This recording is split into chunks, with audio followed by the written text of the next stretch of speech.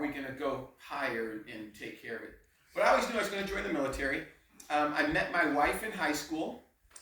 We had our first kid. I was a junior and she was a senior. And so my mom wasn't having it. And so Maria and I moved out on our own. And I remember being poor. We weren't really rich to begin with, being a single mother. But when my wife and I lived on our own, we were about as poor as you could possibly get with a kid. I remember in Michigan, that's where I'm from, you would get 10 cents for every aluminum can or bottle that you could turn in at the store, right? It was a deposit. And so I would walk down the streets after school, and I still did the sports and did all the school stuff because I just wanted to participate in all that. But on my way home, I would stop and pick up these cans and bottles, and I would do odd jobs and mow some grass or help somebody with whatever. And that way we could buy formula for the baby and afford this. I think the rent was $200 a month. But it was a little bitty 1-bedroom apartment in a house that had been turned into 3 different apartments. But we would eat ketchup and refried beans and bread sometimes for days on end to make sure that we could pay the bills and take care of ourselves. And you just don't see that in today's world no more. People aren't willing to make the sacrifices when they're young to grow and prosper into that next level. Everybody gets out of school and expects a $30 an hour job. But that's just how I lived. And so I've always been a hard worker. I had mentioned that I didn't know for sure. I was pretty sure I was going to be in the Navy. I didn't know for sure that I was going to join the Navy. But my wife, I would come home and she'd be really frustrated because we were so poor. And so we were broke and the baby was crying and the neighbors were fighting with each other. You could hear them through the wall. I mean, you know how it is in some of those inner city neighborhoods. And so I decided I was going to fix this problem. So after school one day, I went to the recruiting station in Lansing, Michigan, and I told all 4 recruiters, Army, Navy, Air Force, Marines, right? We don't ask for experience, we give it. And I said, whichever one of you guys gets me out first has me. And the Navy said, we'll get you out on Monday. Sold. So I came home, I told Maria, I said, hey, honey, I fixed everything. She was starting to give me the day's dramas. I said, I fixed it all. We're going to be fine. She said, well, what did you do? I said, I joined the Navy. Well, I didn't want you to do that. And we've been together ever since. We've had 3 kids, all boys. We have 2 biological grandchildren and a couple inherited grandchildren at this point in time, all here in the Whidbey area. And so this is home. We were stationed out here in the early to mid 90s. We loved it. Knew nothing about Whidbey. I've never even heard of it. But when we got here, we knew this was our place. And so we've never looked back. This is where it is. Our kids are here, our grandkids are here, and we're not going anywhere. That's the idea anyway. So that's kind of me in a quick little nutshell. I'm currently the chairman of the Island County Republican Party. I came home from Afghanistan in August of 2015 for the last time. And I had been gone for about 3.5, almost 4 full years at that point in time. And I was coming home every 6 months for about 30 days just to visit the family and make it seem like I still had a home here. But when I came home after that extended period of time overseas, I realized that things had changed. Right, that was the end of the Obama. That was the second Obama term, and I'm not gonna bash any political party or any person in particular, but it was different than it was when I left. It was you could feel the difference, you could see the difference, you could almost smell the difference. Things just weren't what I was used to when I left, and so I quickly decided that I'm retired from the Navy. I was going to school at that point in time. Might as well use the GI Bill, right? I earned it rather than somebody just giving me forgiveness for debt, which we won't get into that, but you can tell I'm really frustrated with that one. So I was home, I was going to school, I was trying to figure out how to make a difference, and I didn't know what to do, so I waved some signs, and you guys probably saw me on the street corners here and there. Sometimes I would be just by myself out there with a flag and a sign, and so I waved some signs and flags, and I attended some meetings. I spoke at the Department of Health when the COVID thing first came up. I spoke at multiple Board of County Commissioner meetings. I attend lots and lots of different school board meetings. So I figured these are the types of things I need to do. And then I decided that I would, probably a little out of order, I decided I was going to run for an office. And the only office that was out there that nobody viable was running against was 2nd Congressional District, Rick Larsen. And I said, okay, well, I'll run against Rick Larsen, right? You talk about getting in over your head. Quick. So you know how us guys are. We don't just dip our toes. It's an all or nothing thing. But we did really well. And I think that's about the time that I met Char and Jim. I think it was around when I started getting involved in politics, because I'd always voted, but I never been political. And we did good. We got 148,000 votes in the 2nd Congressional District, just a guy that came home from Afghanistan and wanted to make a difference. And that was the same exact amount of votes within a couple hundred that Koster got. So between him and I, were the closest that anybody's ever gotten to beating Rick Larsen since he's been in office. And we still lost by a significant margin, by the way. But it was a good experience, and I learned a lot. From there, I went to the Island County Republican Party. We've improved that in every measurable way. Yes, We've got more party members than we've ever had. We've raised more money than we've ever raised. We've done more fundraising events and barbecues and picnics and flag wavings and sign wavings and phone calls than we ever have in Island County. I have people coming. We actually have an office now. It's in Oak Harbor, so the epicenter, right, of Island County. But I've had people come into the office and tell me I didn't even know we had a Republican Party in Island County. So we've done that, and now we're gonna. My wife told me if I ever run for Congress again, she's gonna divorce me. So I told her, well, that's great. I'm going to run for commissioner. She says I should have been more specific. So I decided to run for commissioner, and here I am. So I'm trying to get out and meet people and Char. You need to add to your accomplishments for the Island County Party more PCOs. Oh yeah, we've got more PCOs than we've ever had. We've filled more spots than. So the old mentality of the Republican Party was that if we have too many, this is inside the party, not us in general. Most of us don't even know what the political parties are doing, right? We see it on the news a little bit here and there. That's the way I was. But the mentality in the party in the older days was that if we only have, 12 or 15 PCOs, then we always know that we have people that can vote in policy for us. Well, they were supposed to have 40 or 42. I think we have 63 or something like that now, is what we're up to. So we've done really well. But it's a big deal. And the more people we have involved, right, the more people they get to, and the more people understand what we're doing. Give you kind of, for instance, yes. What's a PCO? PCO stands for Precinct Committee Officer. So, like Jim is the Precinct Committee Officer for his precinct. And there's probably 120 people in Jim's precinct. So when you hear people talk about grassroots politics, Jim is at the very root of the grass.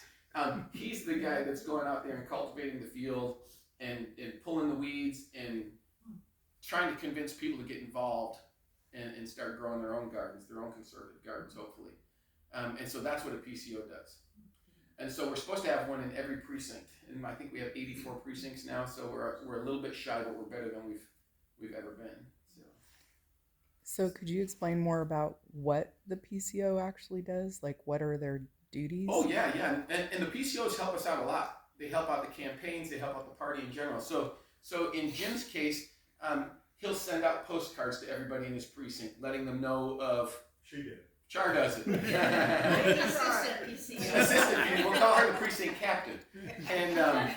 And so they'll send out postcards to the people in their neighborhood, letting them know about the different politicians and the events and the issues that are going on in their world and their community today. They'll knock on doors on campaign season or make phone calls. They'll volunteer with other PCOs in the neighborhood. Like we were just talking earlier, we're going to have some sign waving and flag waving at the Bayview Park and Ride. When is that? Typically they're Fridays, and so Leah is going to get it on the schedule here. Maureen Green, I don't know if you know her.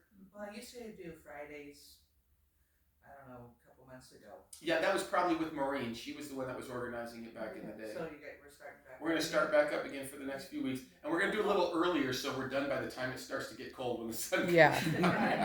Right now, my son's sitting out there buying stuff about 3:30. It's Yeah. getting to the point where the homeless people are starting to hang out with him. And the locals are Yeah, they're like, hey, what are you doing? Yeah. And the voter registrations. That's right. Yeah. That's a good idea. We need sandwiches, signs, and voter That's right. registration. So, and that gets us to some issues. So speaking of homeless people, and you guys are starting to see it down on the south end. Oak Harbor is, I'm not going to say it's overrun, it's not Seattle, but there's a lot of homeless people that aren't from the island in Oak Harbor.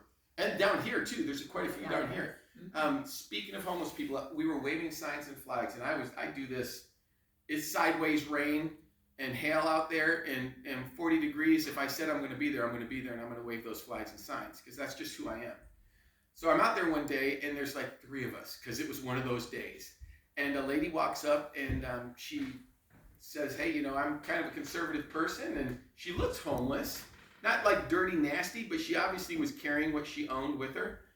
And so we started talking, and I said, "Well, why would you come to Oak Harbor? Why would you go to the Pacific Northwest if you're homeless?" And you know what her answer was? She says, "Well, I'm from New Mexico." And she says, "But it's well known in the homeless circles across the West Coast and into the Midwest that Washington, Oregon, and California are the places to go if you're homeless because they'll pay you to be homeless." And feed you. And feed you, right. And so a lot of these people, they just, that's one of the issues that we have to tackle, is they know that they can come here and kind of live off the dole. I don't know if you guys recognize the term on the dole, right? When we were kids, it was embarrassing to be on the dole. Now it's almost a badge of honor, which is frustrating. So, you know, that's an issue that we got to tackle. And I don't think that this $1.5 million that we just spent down here in Freeland is tackling that issue.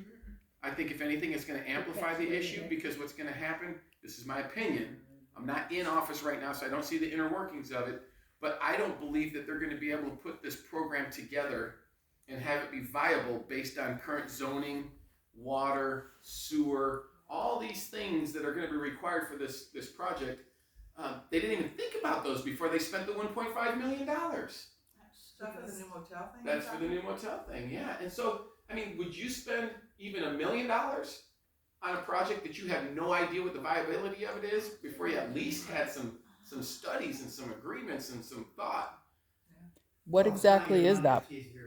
It's easier to spend other people's money, that's right. What exactly is the project? So it's a hotel Mm-hmm. that they're turning into what they're going to say is low income and low barrier housing.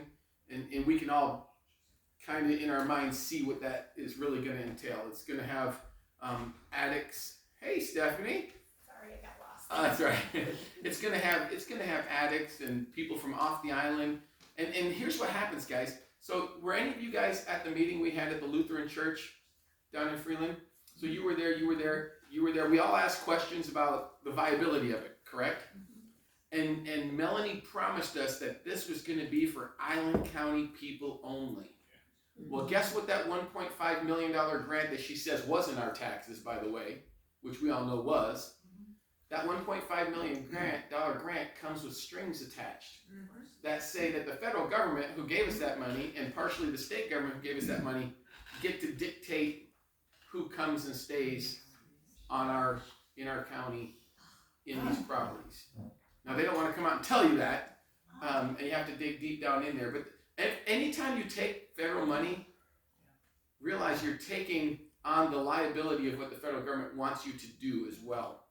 So I'm not saying it's a bad thing to take federal money. Sometimes we need the money and sometimes the projects are worthwhile. But in this case, I think we've bit off a little bit more than we can chew. And then you add 40 years of financial responsibility into the contract for Island County moving forward. And this smells to me like the powers to be just wanted to show that they were bringing home the bacon so they can get more votes. It's an election season, right?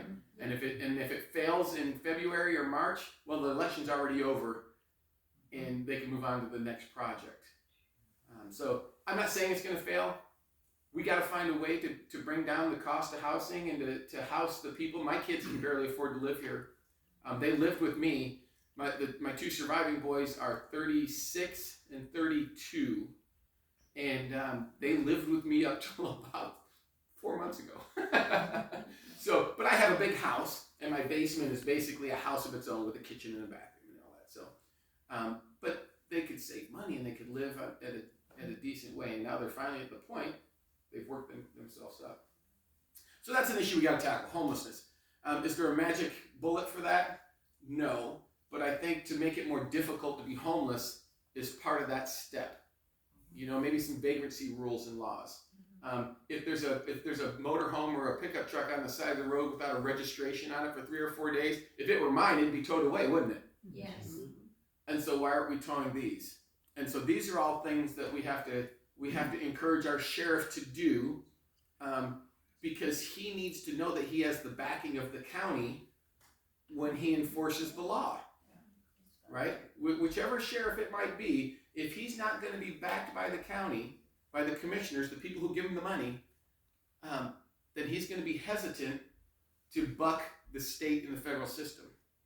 And I think that's exactly what we're going to have to start doing, is bucking that state and federal system a little bit, saying, yeah, it might work in Seattle. How about if you keep it there and let us run our county the way that our rural society wants to live? So magic bullets, I don't have a lot of magic bullets, but I can tell you this. I've had 5 homeless people live with me over the last 30 years. Stephanie knows one of them. Char and Jim have met this lady. She's part of our WIC group. She's involved in the church now, the one that lives with me now. She was homeless. She was in a tent in Deception Pass in December of 2017. And my wife had known her 20 some odd years ago. And I caught wind of it. I was like, there's no way this lady, she was in her early 60s. I said, there's no way this lady's going to be living in Deception Pass in December in a tent. So I went over. First, I didn't believe it, because this was a person that you would never think would be homeless. So I went over, and sure as heck, there she was. And I said, you know what? Get your stuff packed in the truck. I got a spare room.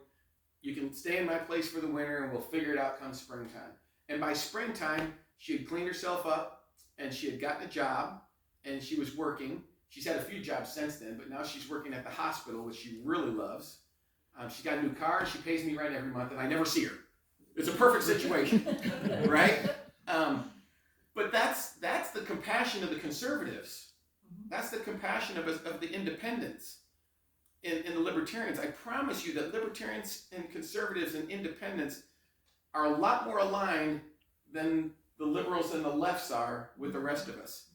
We give them the hands up. I helped her out. I gave her a place to take a shower and get warm and make phone calls and have an address, right? And she made the best of it and worked her way back out of that terrible situation. And the other 4 I'm a 50-50 on. 2 of them are doing really well. They were both all 4 of them were teenagers. They were friends of our kids in high school back in the mid 90s to late 90s.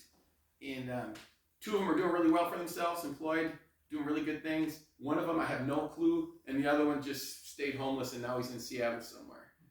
So unfortunate, but we gave him the chance to improve themselves, right? That's all we can do. What did Dad used to say? Lead a horse to water, right? So that's the homelessness and addiction. The one thing that I really think, and I look around this room, and we were talking about farms and hunting and gardening out here in the parking lot. I see a lot of people who are here because they love the lifestyle of being out here rather than in a city somewhere, the rural lifestyle.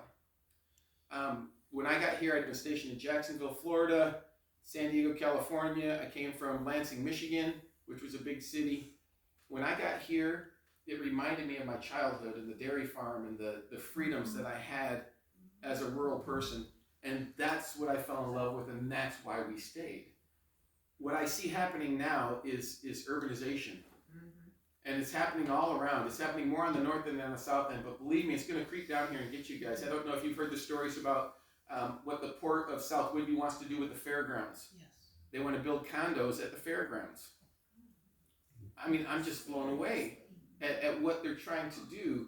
And the reasoning is because if we build lower priced housing for people, then we'll have more workers to work in the restaurants. So I could go off on a long tangent about why the cost of housing is so much here. It has to do a lot more with government regulations, studies, things of that nature, and the difficulty of building than it does with the space that we have to build on. For what it's worth, you used to be able to walk into the Department of, not Department of Licensing, that's another story, into the planning department, and you could bring in your documentation, and here's my lot, and here's my description, and here's what I'm trying to do, and you could get an address for your lot that same day. That same day.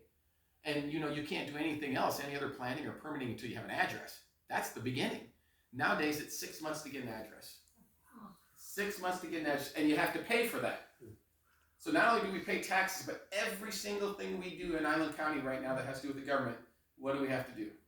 Have to pay another fee to get that going. So, you know, we can fix things like that. One of my ideas to bring down the cost of housing, which would in a roundabout way allow lower income people to live on the island, is why don't we find a way not to charge $80,000 to $90,000 per house in fees, inspections, studies, permits, re-inspections.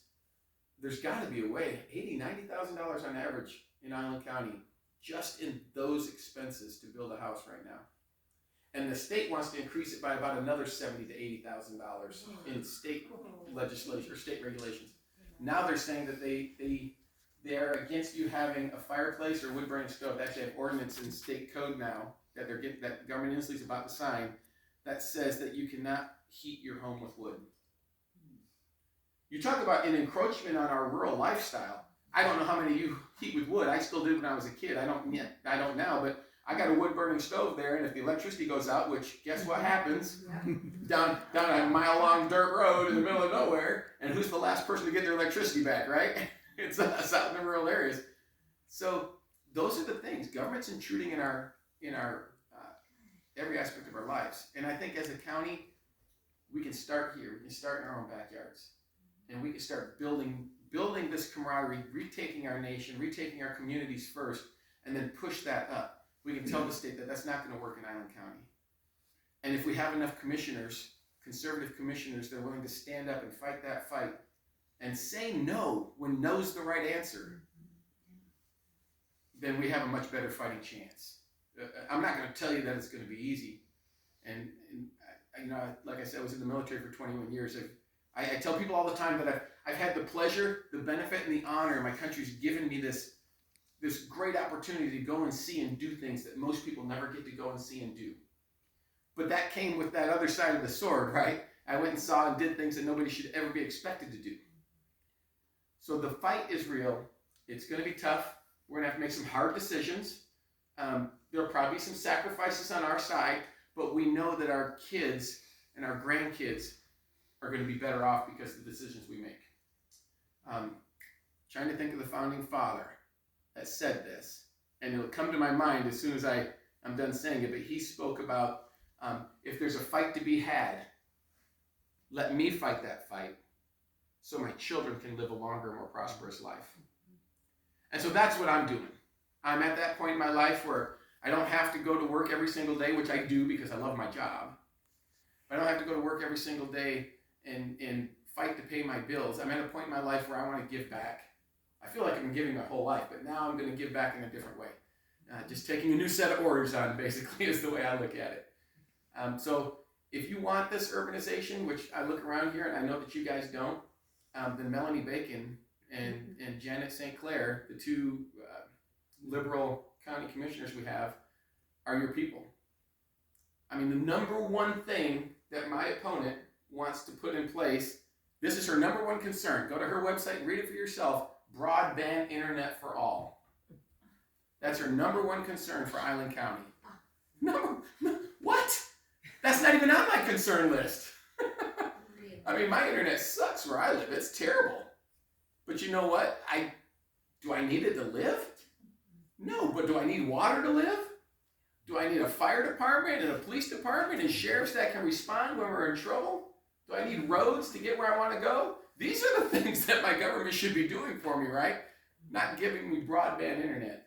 So kind of one of the rallying cries here is, you know, if you want that urbanization and you want that broadband internet, then Janet St. Clair is your person. If you want to preserve your rural style of life and you want your children to have the freedoms and the luxuries and the lifestyles that we've had, then I'm your person.